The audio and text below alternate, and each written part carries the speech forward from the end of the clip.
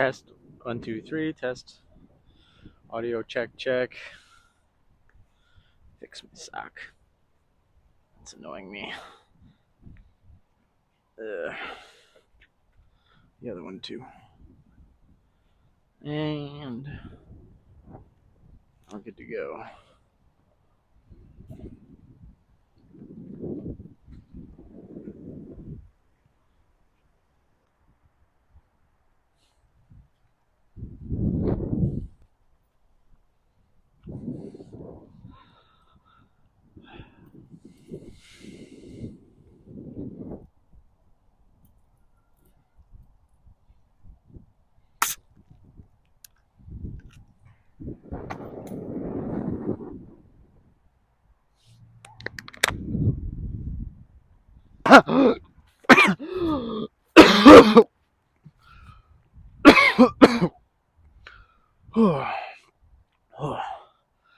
That was a mistake. I thought it might be.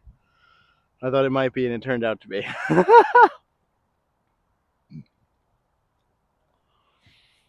Ooh.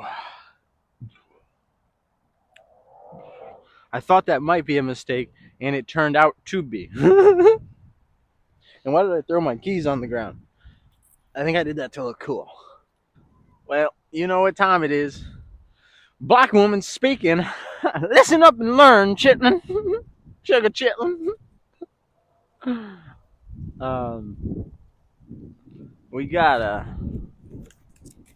conversation of the day. Woo. I think I used to shotgun warm beer because it got real cold. That was hard to deal with.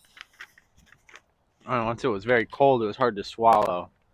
Pretty much what just happened there. Anyways, this isn't a shotgun a beer tutorial, which was something I was very good at in college, and I'm not dissatisfied that that skill set has left me. This is how to stop hating yourself. That was for you, you know that? I did just like you told me. If you ain't first, you're last. What the hell are you talking about? Yeah, I was high when I said that. Be careful, we're shoes in the house. Safety. Safety first, then teamwork. Life moves pretty fast. If you don't stop and look around once in a while, you could miss it. I do have a test today. That wasn't bullshit.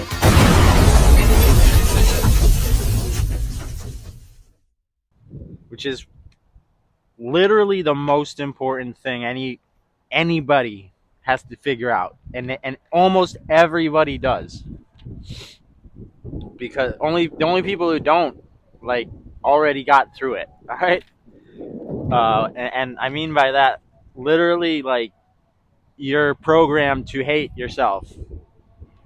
It's I don't like talking like that because it's just unproductive.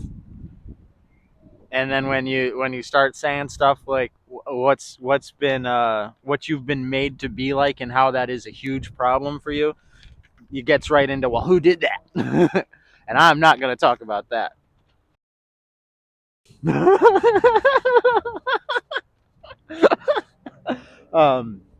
But basically, you hate yourself because people make a lot of money off of the way you kill yourself and destroy yourself and the poor choices you make that you would not make if you had grace and compassion for your own self. It would be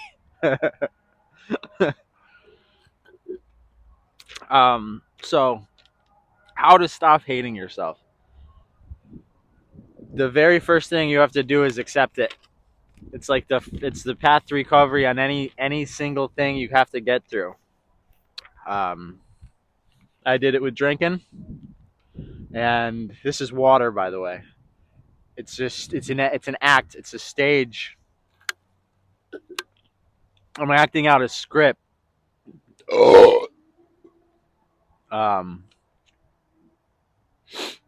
It's the first step to recovery in anything is accepting that there is a problem.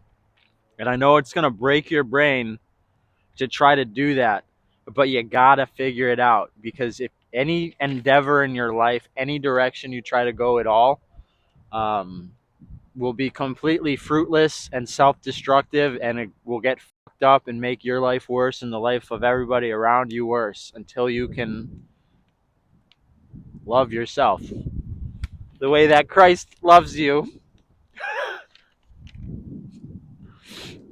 So if you evaluate it realistically, you look at it logically, you treat yourself like shit, man.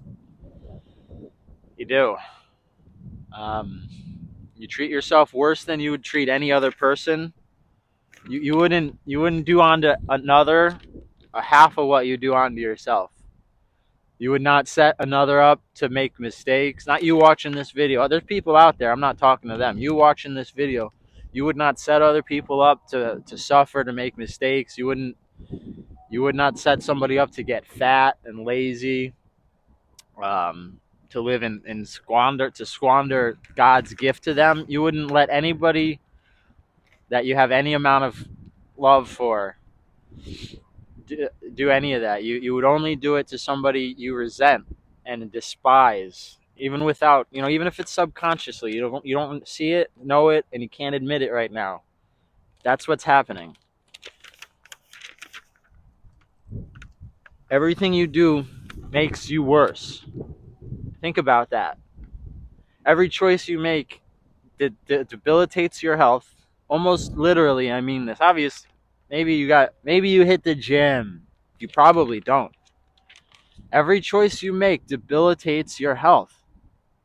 And it debilitates your finances. And it debilitates your relationships. So have I convinced you yet? You hate yourself. And it isn't your fault. And you didn't choose to. It's just that people make a lot of money off of the way that we respond to hating ourselves.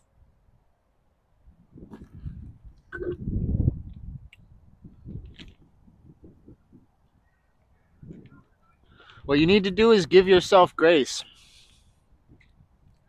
You can see Christ in any man, including yourself.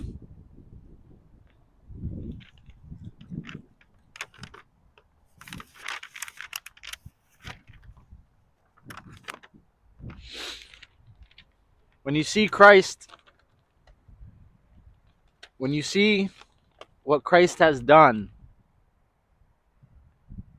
you see that he played a role in all of our lives. And that is what you need to look towards. The role that you play in your life, the role you play in your community. That is what being a man is. A man is the sum of the roles that he plays in his own life and in his community, which are the same. A man is a son, and a man is a brother. A man is a friend. He grows into being a neighbor. Okay? A man that is celebrated for the role he plays as a neighbor becomes a husband. And then a husband becomes a father. And fathers, husbands, sons, brothers, friends, neighbors go on to be community leaders when they've learned, when they've achieved, actualized, and ascended into the man that God put them here to be. That is what a man is. A man is the role he plays in his community, the sum of it. And anybody who tells you anything different about a man is this or that, them. A man is strong. Everybody's kind of strong. Life's hard. A man is a provider. Convenient. That's the value system that has been shoved down throats. A man is a provider. What does providing mean? Going out, sacrificing your life to get a pittance of what you've earned so that it can be mostly torn away from you to profit somebody else. No.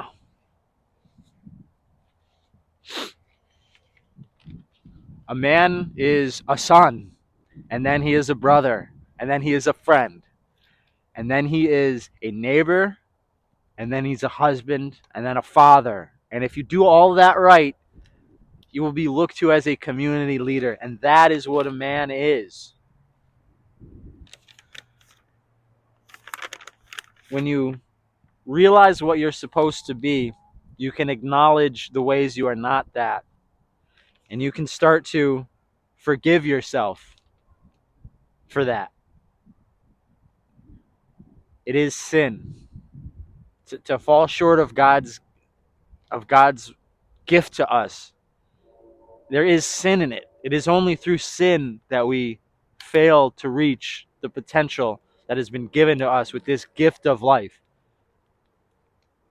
It is impossible to not sin in this hell that we live in, but it is possible to forgive yourself and strive to minimize the mistakes you make.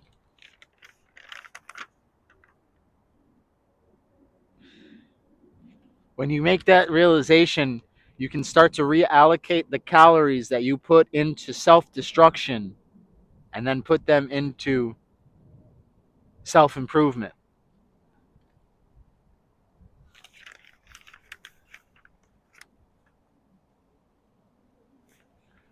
That is the path to becoming a good man. Everybody loves a good man. A good son is loved by his father. A good brother, loved by his siblings. A good friend celebrates life with his friends and is loved. A good neighbor is loved in the neighborhood. A good husband is loved and remained loyal to by his wife. And a good father raises good men who make the world better. The one thing God put us here to do. To become good men, to raise good men, to make life better. Anybody who tells you differently, fuck them. Drag home in the night in front of everybody to set an example. Whatever it takes. That's an exaggeration. Violence isn't the answer. Air quotes. Be the man God put you here to be. It's all you're supposed to do. Everything else you do sucks. And you hate it. And you hate yourself for it. And you are dying because of it. And you cannot acknowledge it.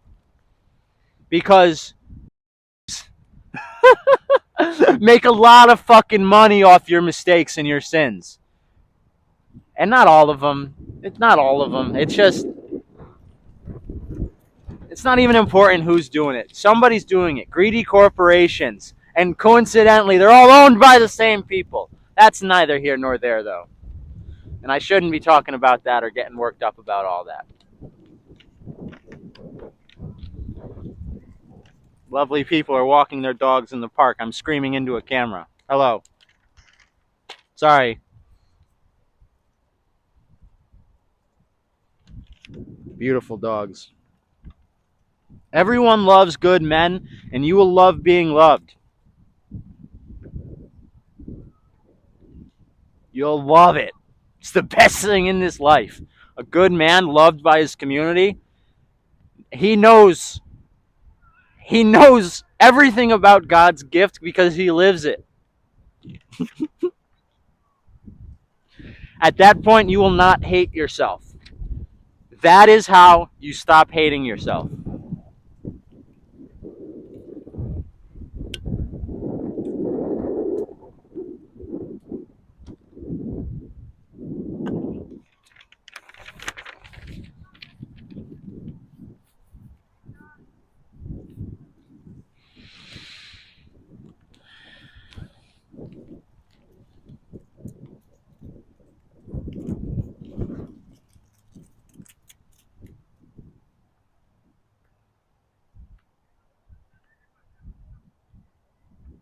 And maybe get a dog.